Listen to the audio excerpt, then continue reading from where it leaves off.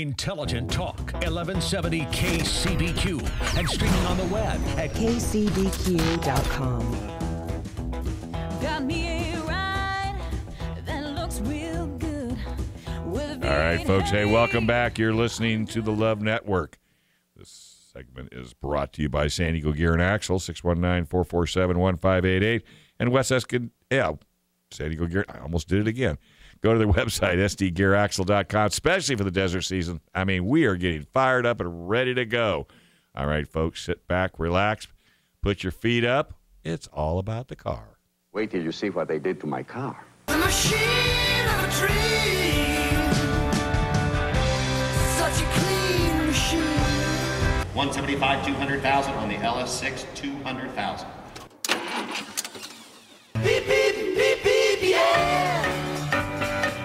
Beep, beep, beep, beep, yeah. Pull out the 8-track and turn up the AM. It's time for It's All About the Car. With me, Dan the Carman Jones, and the godfather of all things automotive, Dave Stahl.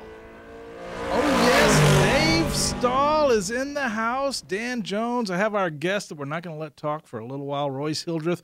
You're going to hear from him soon, talking about his 64 Corvair, and it is sweet no matter how many times I've been kidding him about it in the past few years, and talking about how it's a chick car and stuff. But we're not going to get into that because it is really cool. We also have Jim Bishop in the house. Jim, thanks for being here. Yeah, it's me again. So it's going to be a lot of fun. We have to, an old writer saying is, I didn't have time to make it shorter, so we have a little history on the Corvair. It might be a little long, but I think you'll find it very interesting, and then we're going to get Royce to tell me all the places that I messed up in this. So let's hear about the Corvair.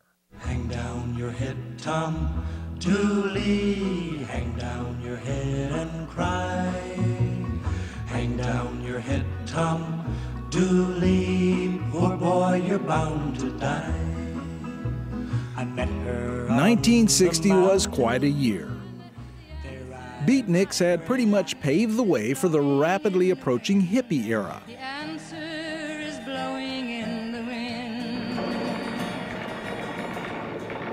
A little scuffle in Southeast Asia was starting to get serious, and a young John Kennedy's on-camera persona. We cannot turn the job over to anyone else. If the United States fails, then the whole cause of freedom fails. Sealed the deal in the first televised presidential debate. On the automotive scene, a new class of automobile was just starting to be introduced. This new, smaller car was dubbed the Compact by George Romney, a devout Mormon and accomplished businessman, who was then the chief executive of American Motors, later the 43rd governor of Michigan, and the father of the current presidential hopeful Mitt Romney. The elder Romney described the standard products of the Big Three as gas-guzzling dinosaurs, and until the new compact cars started rolling off the assembly lines in the 1950s, with the American Motors Rambler leading the way, he was pretty much correct. But even this new wave of compact cars were basically old ideas in a new, smaller size, until 1959.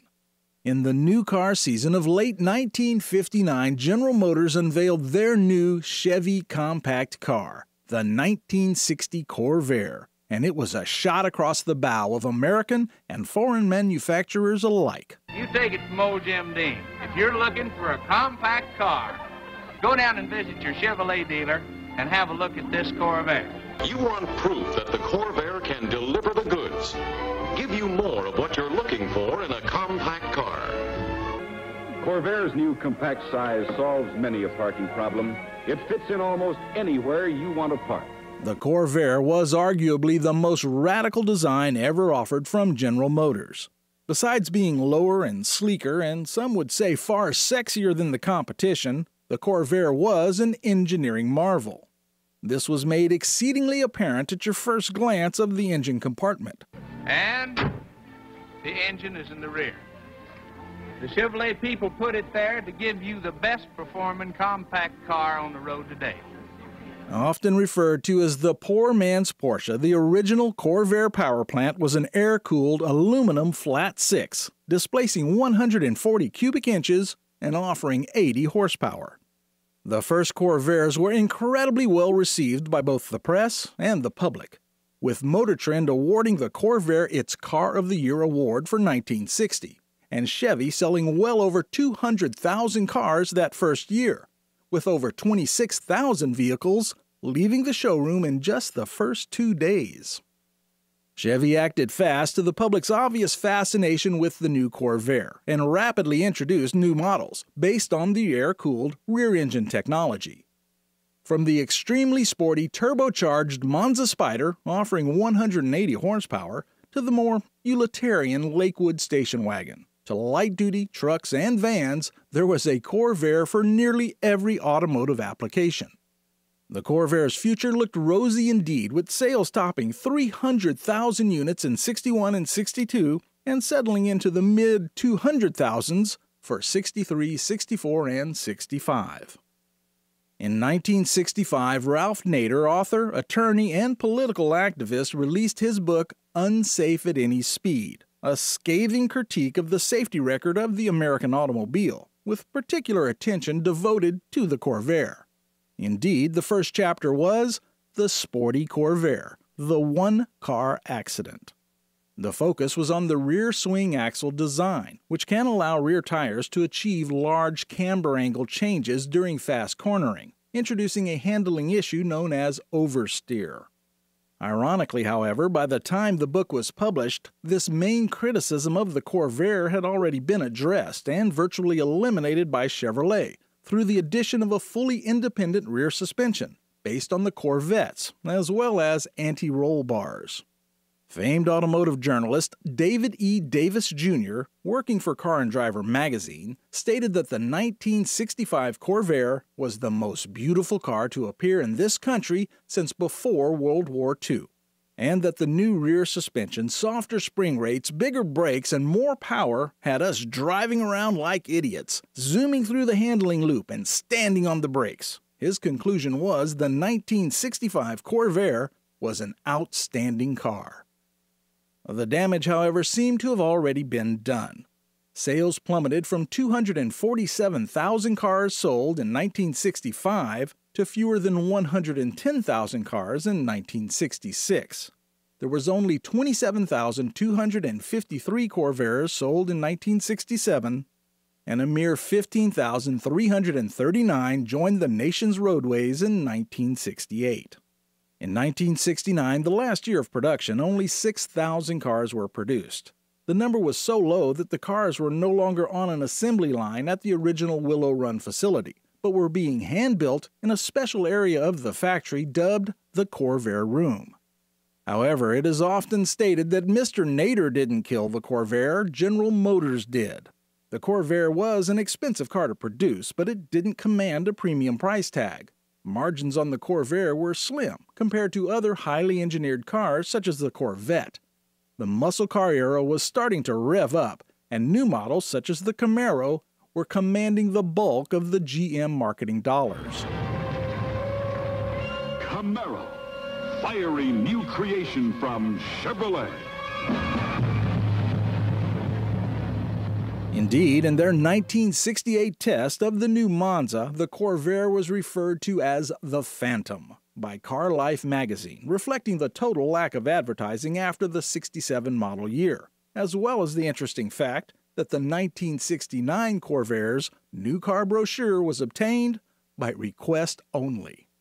As a side note, in 1971, tests from the National Highway Traffic Safety Administration concluded that the 1960 through 1963 Corvair's handling compared favorably with the other contemporary vehicles of that era. Among others, the Corvair was tested against the Ford Falcon, the Plymouth Valiant, and the Volkswagen Beetle. From being hailed as an engineering marvel, the car of the year in 1969, to being featured in the 2007 Time magazine's 50 Worst Cars of All Time, the Corvair has always been controversial, a trait that continues today. The Corvair car community is nothing if not dedicated to this unique automobile. Many collectors own several models as a testament to both their passion for the marque and the relative affordability of these cars, even today. Tonight's guest, Royce Hildreth, is in the single car collector category and owns a 1964 Corvair Monza convertible. But although he only owns one at the present time, it doesn't mean that this was his first one. We'll talk with Royce and get a modern-day perspective on the collectible, and some might say delectable, Corvair.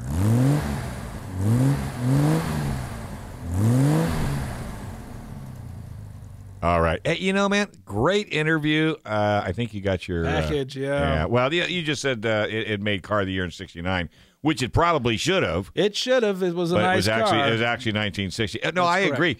And you know, that and the Tucker Yeah. are two of probably one of the best cars that got the axe. Let's go ahead. You want to go ahead and run to a break now so we can come back with our Let's guest? do it because we have to get in and talk with Royce because he's got a lot to say about Corvairs in general. Let's he do is it. a fountain of Corvair knowledge. Oh, there's a scary thought. The restroom is right out the door. Hey, we are listening to Love Network right here on the You Ought to Know Show. This is all about the car. It's easy money on the bank compared to running from the man in Oklahoma City with a 500-gallon tank. Oh, rapid roar, that stock car boy, he too much to believe. You know he always got a... Intelligent Talk, 1170 KCBQ. All right, folks. Hey, welcome back. You're listening to the Love Network, and this is All About Cars. And this segment's brought to you by the West Escondido Auto and Trans Group up in Escondido, 760-741-0071, if you want good service. All right, let's get back to the show. I can't believe how much we were talking about the Corvair before the show even started. It was amazing. Everybody's got a story about this car. Well, you know, and why don't you introduce our guest first? Royce Hildreth is here. He owns a very sweet, very yellow 1964 Corvair Monza convertible. And I've had the pleasure of being driven around in that car a number of times, and it's very nice, Royce. You got a nice car. Well, thank you. Now, Royce, tell us a little bit about why a young man like yourself is so interested in a car that, you know, had a 10-year lifespan, almost 10 years before you were even born. Well, my dad actually, growing up, he was into Porsches, and as a 20-some-year-old child, I'm not going to be able to buy a Porsche, and you've heard to Corvair referred to as a poor man's Porsche. So there you go. Maybe that is one of the reasons why I got into it. But it kind of started. I was going to school in Chico. California State University, Chico. And that's that school that's known for its study parties. Atmosphere. Right? There's a lot of Corvairs up there. A lot of Corvairs. But anyway, I'd walk to school every day. Well, maybe not every day, but I'd walk to school. And there was a black car, and I had no idea what it was. And I'd pass it almost every day walking to school. And one day I saw the guy getting out of the car, and I asked him what kind of car it was, and he said it was a Corvair Corsa. And I had never, ever heard of that. And went back, jumped on my computer, and pulled that thing up, and I mean, I really liked the car. I thought it was really interesting. And it's unique. It's not something you see every day. Exactly. And I think, you know, I had liked Camaros, and I think the later body style, the 65 to 69, looks a lot like the Camaro. It does. I mean, almost identical, really, in some areas. But I knew when I moved to San Diego, I really wanted to have a convertible. I lived out on the ocean, or out by the ocean. And I really kind of wanted to have a convertible car, and I had always known about the Corvairs, so I started doing some digging. I thought, you know what, let's see if they have a convertible, and so I pulled it up, and sure enough, I found now that sweet ride that you're tooling around in on sunny days isn't the first Corvair that you've had. No, so as I was saying, just before, anyway, I took a friend home one afternoon, and on the side of a lot just around the corner from his house, I saw this red convertible Corvair, and I went over and rang the doorbell, and this woman answered the door, and she said, I don't know, it was my neighbor, or it was my boyfriend's. He owes me $1,000. We no longer talk. You give me $1,000, I will happily hand you the key. So I gave her $1,000, and well, I'd say it was lucky, but yeah, for you, it was. Yeah, you get the paperwork too. I did. Ooh, yeah, that's the old story, you know. Women do that. Yeah. Hey, I've seen them sell Cobras for $1, you know, just to get even at us. That's you know, right. they know how to get close to us. Yep. So I pulled it out of the lot next to the house, and went to work almost immediately working on it. And I loved the car. It was a great car. It was I think you've introduced me, Dan, to this term. It was a nice 40-footer. There you go. It looked great from 40 feet away, but as you got close, you saw lots of cancer and Bondo and stuff like that. But it was a great car for me to kind of start my passion. Addiction? Addiction, there you go. Now, Royce, I understand that you have a unique, and it may be unique only in the Corvair world, but I think it's pretty unique on how you totaled this first car. So I was, I'm part of the San Diego Corvair Club here, and we do these parades.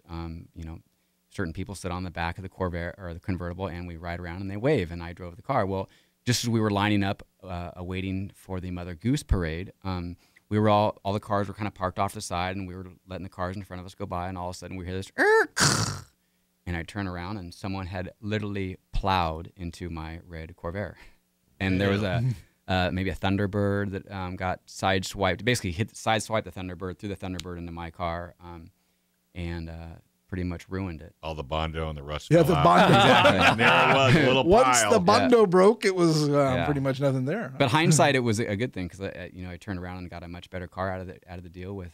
I ended up buying a '64 convertible Monza, which I have now. All right, so that's what that insurance money came in handy. It did, and a friend of mine, Jim on the Corvair Club.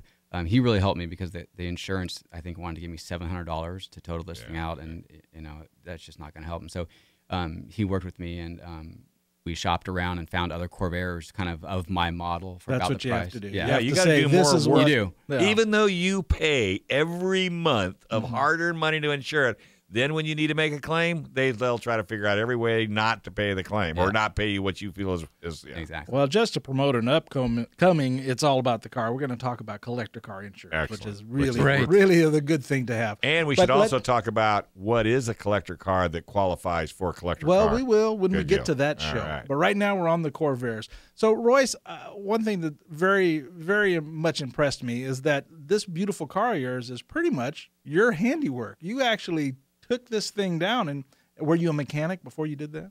No, but my dad was very hands-on. He worked a lot on his Porsche, and then for my first car, I had a '73 Chevy pickup that, again, was a very nice 40-footer. Had lots of Bondo. I grew up in Lake Tahoe, so the salt from the roads during the winter would really rust away that thing. So I kind of I worked on my Corvair a lot. I'm not great when it comes to deep in the engines. I used to race motorcycles, and so my knowledge is a single piston carburetor. So these Corvairs, it's still carburetor, but now there's 5 additional pistons. But cranks and cams, you start getting deep in the engine, and I start to get lost. So some great members of the Corvair Club here helped me build the engine and get it going. But my hands, a lot of the work when it comes to the paint, the body, just kind of bringing it back, because the one I have now, it was pretty close to original, but it needed, I put the original dash back in it, the original steering wheel back on it, the original AM radio back in it. So I really wanted to put it back to its original kind of the way it looked in 1964. I did some things, converted over 12 volt from 6 volt, just to, because I do want it to be kind of, it's not a daily driver, but I do try to drive it a couple times a month. And you want it to be dependable. Yeah. And parts, it's hard to find 6 volt parts nowadays. It really is. Yeah. Did you convert it to 12 volt, or is it still 6? Nope, so it's converted to 12 volt. Okay. So things like that I did do. Yeah.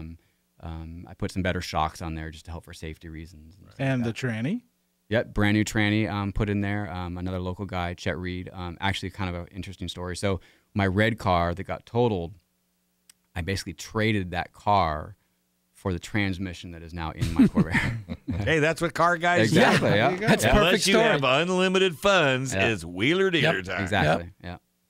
And Royce, very few people love their cars as much as you do. Your car is actually in your engagement photo, isn't it? It is actually. My wife now, she jokes that my Corvair, or she calls it Corey Air. That's my only other girlfriend that I get to speak about. But yeah, she enjoys it. I'm not obviously as much as I do, but she enjoys the Sunday afternoons driving that thing around. And listening to the Padre games. To the Padre games. Yeah, that was Royce is a huge Padre fan. Yeah, that was our favorite thing to do. And stock AM radio. There's not a lot of great other things to listen to except for KCBQ here. So good plug. Look at that plug. Hey, we got intelligent talk. Radio. I just had somebody text me. Says Corvairs, and is this a myth or the truth? Corvairs were notorious for bad oil leaks. Yeah, because they have the pancake that the cylinders sit horizontal, and so on a traditional engine, you have the V or straight up and down, and so all the oil drips down into the oil pan in the bottom of the engine. Well, this happens, they sit on their side, and you have, the cylinder is the base and the main cylinder, so those rings, and they're always getting hot. And then you also have the push rod tubes, right? And that's where they and the old O-rings in there, they get hot and cold, and so. But really, with the newer O-rings and the seals and all that stuff today, I mean. So when you rebuild it with a upgraded, let's say, overhaul kit, you've got a pretty dry car. Well, mine still leaks. Pretty. But as we say, it's marking its territory. That's exactly right. That's right. What they it's all supposed do. to. Yeah. Yeah. One thing when I was doing my research on the Corvair, one thing that I was very interested in is back when I had a Volkswagen living in Louisiana in the winter, it was cold. And I mean, you had to start driving to get any heat. But the Corvair actually had a gasoline-powered heater in it. Yeah, not mine, though. No, not yours. They got rid of that, but the first model had a gasoline-powered heater so that you could get that instant heat on. But they claimed it used a lot of gasoline. You weren't dangerous, too. Yeah. Well, not dangerous. I'd be more worried about using up a lot of, especially nowadays, at $4 a gallon. Well, and I guess tell the folks about the Corvair Club. Is there a website that people could go to if they happen to have a Corvair or they're interested in one? Yeah, so anyone out there that does have a Corvair here locally in San Diego, I encourage you to check out our meetings. It's the San Diego Corvair Club, and we meet on the second Thursday of every month at the Jimmy Johnson Chevrolet at 7 o'clock. You can get more information on lots of the things that we do. We do lots of great stuff for the Corvair community here in San Diego. A lot of people have Corvairs sitting on the side of the house or in a garage that just hasn't, they don't know what to do with or they need to get working on. So, but check it out at sdcorvair.com. That's the local website. Right. The main thing is getting those hard to find parts. And just because you got to sit on the side of the road, you need to give it to the club so they can utilize it to help the other Corvairs. That's the best thing about being in a car club is knowing that. All right, well, next week we are going to be talking SCCA racing. We have Warren Leach is going to be with us, and he is going to tell us everything you need to know to get your car out there and beat it up. Royce, you need to take that Corvair. It's going to be fun. Thank you for joining It's All About the Car with me, J. Daniel Jones, and Dave Stahl, and I guess we're out of here. You got it. We'll stay tuned, though. Hey, the